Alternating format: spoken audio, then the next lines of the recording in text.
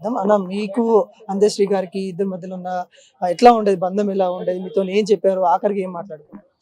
అంటే అన్నకు నాకు ఏజ్ అంత గ్యాప్ ఉన్నా కూడా నా స్థాయికి అన్న దిగొచ్చి నాతో సమంగా ఆడి పాడి ఆయన ఆ, నవ్విచ్చి ఏడిపించి అన్ని శుద్ధులు బుద్ధులు చెప్పి అంత అద్భుతంగా ఆదరించిన ఒక అన్నదమ్ముల అనుబంధం ఉండేది మా ఇద్దరికి.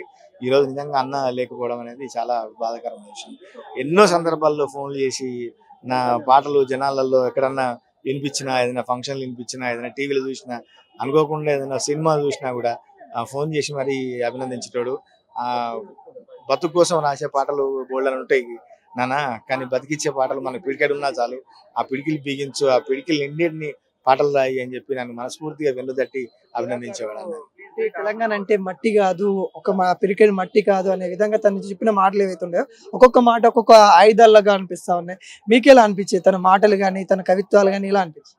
అంటే అన్న చేసిన కష్టం చూస్తే నిజంగా మనం అంటాం కదా కొలిమిలో కాలడం అని, ఆ కొలిమిలో కారణం కాదు, అన్న కొలిమితోని చెలిమి చేసిండు, సావాసం చేసిండు, ఆ కష్టాలతోని స్నేహం చేసిండు.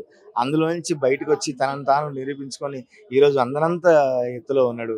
అందుకని అసలు అందశ్రీ అంటే తాను అందనంత ఎత్తులో ఉండి ఇప్పుడు అందకుండా పోతాడని అనుకోలేదు అసలు. అందశ్రీ గారిని స్మరిస్తూ ఒక పాట. మాయమైపోతున్నడమ్మా మనిషన్నవాడు, ఓ మచ్చుకైనా కానరాడు, మానవత్వం ఉన్నవాడు.